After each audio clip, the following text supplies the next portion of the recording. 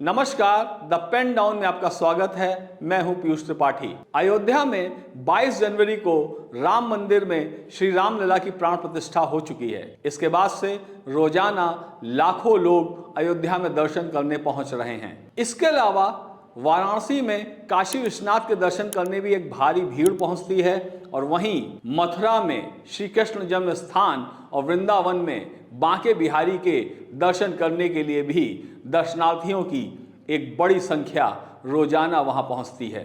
उत्तर प्रदेश सरकार की मंशा है कि अब इन तीनों धर्म स्थलों पर जो लोग दर्शन करने आते हैं वो न सिर्फ आसानी से दर्शन कर पाएं, बल्कि एक धार्मिक स्थल पर आने वाले लोग बाकी अन्य धार्मिक स्थलों पर भी आसानी से पहुंच पाएं। इसके लिए सरकार एक बड़ी योजना तैयार कर रही है, जिसका प्राविधान उत्तर प्रदेश के बजट में भी किया गया है। क्या है ये योजना, देखते हैं इस रिपोर्ट में। शिव की नगरी काशी, राम की नगरी अयोध्या और भगवान कृष्ण की नगरी मथुरा, तीनों ही न केवल उत्तर प्रदेश बल्कि देश के सबसे प्रमुख धार्मिक स्थल हैं। कोई भी व्यक्ति जब देश दुनिया से इनमें से किसी भी एक धार्मिक स्थल पर दर्शन करने आता है तो उसकी इच्छा अन्य धर्म स्थलों पर जाने की भी होती है। उत्तर प्रदेश की योगी आदित्यनाथ सरकार भी चाहती है कि दर्शनार्थियों को इन धर्म स्थलों पर आने जाने को लेकर किसी भी तरह की कोई परेशानी ना हो। सरकार तीनों ही धर्म स्थलों का सर्वांगीण विकास कर रही है। वाराणसी में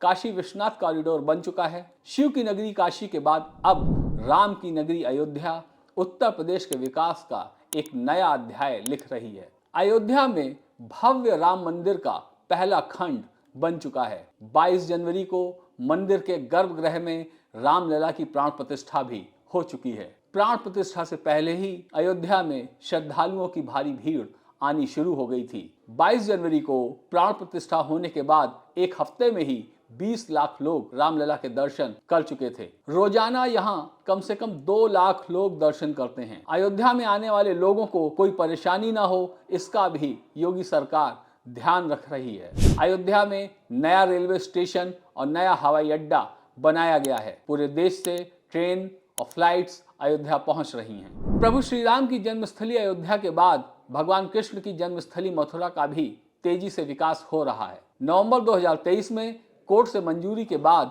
मथुरा वृंदावन कॉरिडोर का काम तेजी से चल रहा है। कॉरिडोर बनने के बाद भक्त सीधे यमुना नदी के किनारे से बांके बिहारी के दर्शन करने वृंदावन तक आ पाएंगे। काशी, अयोध्या और मथुरा के विकास के लिए उत्तर प्रदेश सरकार ने खजाना खोल दिया है। यूपी में बिछा एक्सप्रेसवे का जाल भी दर्शनार्थियों की यात्रा को सुगम बना रहा है, जिसमें यमुना एक्सप्रेसवे, आगरा लखनऊ एक्सप्रेसवे और पूर्वांचल एक्सप्रेसवे शामिल हैं। एक्सप्रेसवे के माध्यम से सरकार ने अयोध्या, मथुरा और काशी को जोड़ दिया है। 5 फरवरी को पेश किए गए उत्तर प्रदेश के बजट में भी सरकार ने तीनों ही धार्मिक स्थलों के विकास को लेकर बड़ी घोषणाएं की हैं।